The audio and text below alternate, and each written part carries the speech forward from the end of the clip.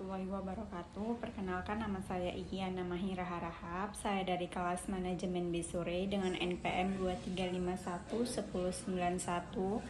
Sini saya akan menjelaskan pelajaran metopel yang bab 4 berjudul Kajian Pustaka Landasan Teori dan Hipotesis Penelitian dengan Bapak Pengampun Bapak Umar Hamdan Nasution SEMM. A. Makna dan arti penting kajian pustaka dan landasan teori.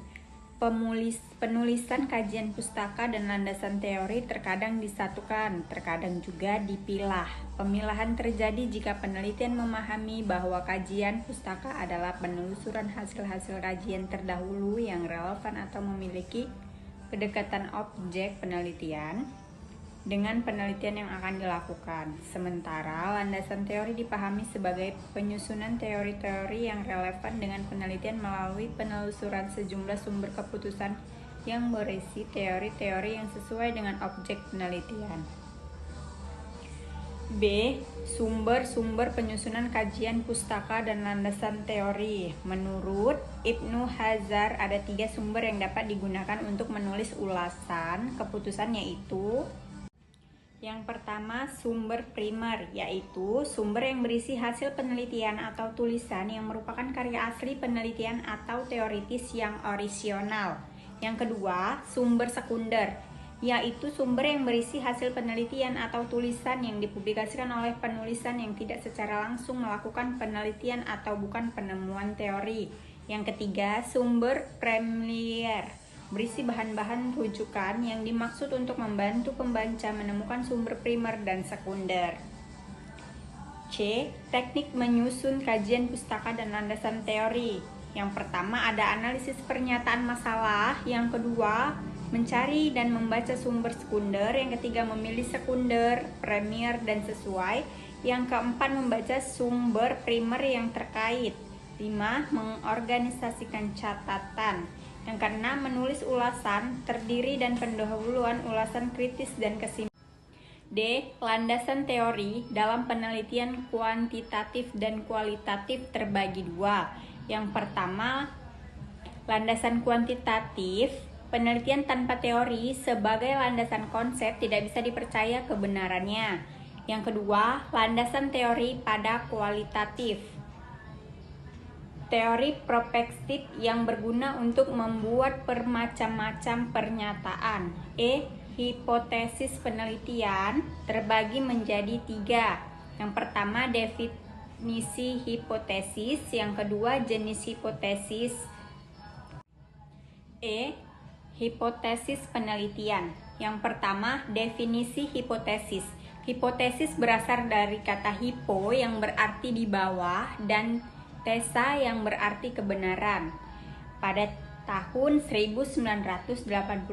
Jadi secara etimologis, hipotesis merupakan sesuatu yang kurang hipo dari sebuah pendapat tentang kebenaran tesis. Dengan kata lain, hipotesis adalah sebuah simpulan yang belum final karena harus diuji kebenarannya, atau bisa disebut juga sebagai jawaban sementara. Adapun sifat-sifat penting empiris melalui proses dan kerja metodologis tersebut. Yang pertama, setiap hipotesis merupakan kemungkinan jawaban terhadap permasalahan yang tengah diteliti. Yang kedua, hipotesis harus muncul dan ada hubungan dengan teori dan masalah yang akan diteliti. Yang ketiga, hipotesis haruslah dapat diuji tersendiri. Untuk dapat menetapkan hipotesis yang paling benar, kemungkinannya untuk didukung atau empiris yang dikumpul secara menurut prosedur tertentu. 2. Jenis hipotesis. Secara umum dalam penelitian sosial terdapat 2 jenis hipotesis. Yang pertama, hipotesis nol atau HO. Yang kedua, hipotesis kerja atau H-1.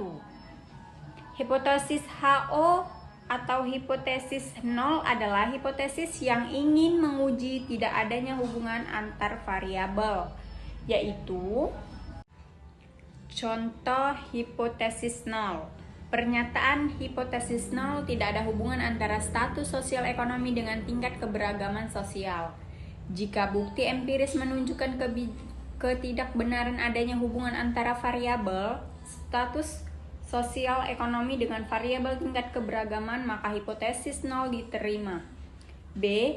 Hipotesis kerja H1 atau hipotesis kerja adalah hipotesis yang menyatakan adanya hubungan antara variabel independen atau X dengan variabel dependen Y. Karena itu, jenis hipotesis ini ingin menguji kebenaran adanya hubungan antara variabel.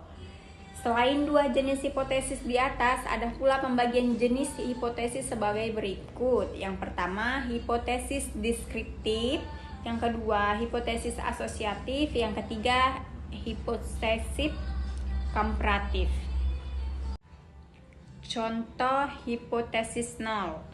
Pernyataan hipotesis nol tidak ada hubungan antara status sosial ekonomi dengan tingkat keberagaman sosial. Jika bukti empiris menunjukkan ketidakbenaran adanya hubungan antara variabel status sosial ekonomi dengan variabel tingkat keberagaman, maka hipotesis nol diterima. B. Hipotesis kerja H1 atau hipotesis kerja adalah hipotesis yang menyatakan adanya hubungan antara variabel independen atau X dengan variabel dependen Y. Karena itu, jenis hipotesis ini ingin menguji kebenaran adanya hubungan antara variabel. Selain dua jenis hipotesis di atas, ada pula pembagian jenis hipotesis sebagai berikut. Yang pertama, hipotesis deskriptif. Yang kedua, hipotesis asosiatif. Yang ketiga, hipotesis komparatif.